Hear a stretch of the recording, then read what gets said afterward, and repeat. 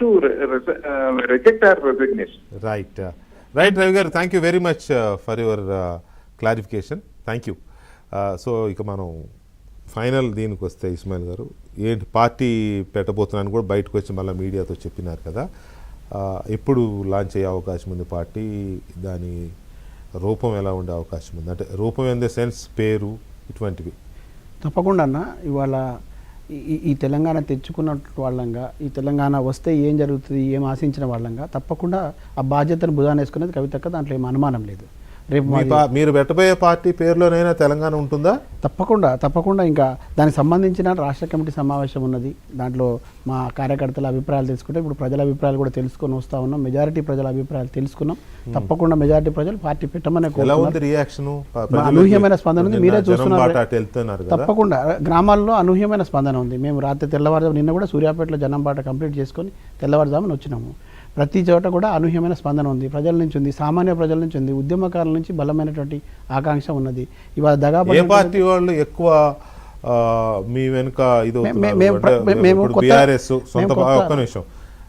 BRS ఉంది. ఏ party నుంచి అయితే ఆమె సస్పెండ్ చేయబడ్డారో, మీ భాషలో చెప్పండి అవమానించబడ్డారో కదా, ఆ పార్టీ వాళ్ళు ఉంటారు గ్రామాల్లోకి వెళ్ళినప్పుడు, కాంగ్రెస్ వాళ్ళు ఉంటారు ఇప్పుడు అధికారంలో ఉన్నవాళ్ళు, బీజేపీ వాళ్ళు ఉంటారు అధికారంలో ఉన్నప్పుడు. సో ఏ పార్టీల వాళ్ళు ఎక్కువగా ఆకర్షితులు అవుతున్నారు? మొత్తంగా ఈ రాష్ట్రంలో దగాపడినటువంటి వర్గము, విస్మరించబడినటువంటి వర్గము, తర్వాత ఏదైతే రాజ్యాంగపరంగా హక్కుల్ని పొందలేకపోయినటువంటి వర్గము, ప్రజాస్వామ్యాన్ని అపహాస్యం చేస్తుంటే చూసి సహించలేని వర్గం ఏదైతుందో ఆ వర్గం ప్రజలు బలంగా మా వెనుక ఉన్నారు. ముఖ్యంగా యువత బలంగా ఉన్నది. మహిళలు కవితకను బాగా విశ్వసిస్తూ ఉన్నారు. ఎందుకు ఈ మాట చెప్తున్నానంటే ఇవాళ మొత్తం రాష్ట్ర రాజకీయాలను గమనించి చూసినా, ఇవాళ పరిణామాలను చూసినా ఒక ఏకైక ఆశాకిరణంలాగా కవితక్క మాత్రమే కనపడతా ఉన్నారు. 10 ఏళ్ల అధికారం ఇచ్చినటువంటి బీఆర్ఎస్ పార్టీకి ఊరికనే ఇవ్వలేదు, ఆత్మగౌరవానికి సంబంధించిన కాబట్టి అది జరిగిపోయింది.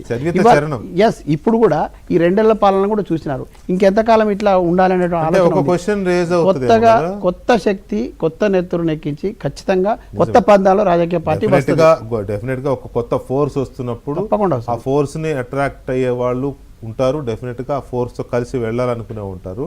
అలాగే బుద్ధిజీవులు కొంతమంది ఉంటారు. వాళ్ళు ఏం ఆలోచిస్తారంటే వెంకట్ గారు,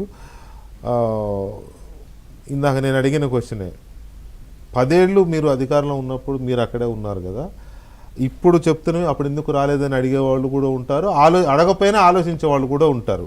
సో ఇప్పుడు కవిత గారు పార్టీ పెడితే ఎలా ఉండే అవకాశం ఉంది పొలిటికల్ సినారియో? ఇది ఉన్నా కూడా సరే, నేను ఇప్పుడు కూడా అది వల్ల సరే ఈరోజు బయట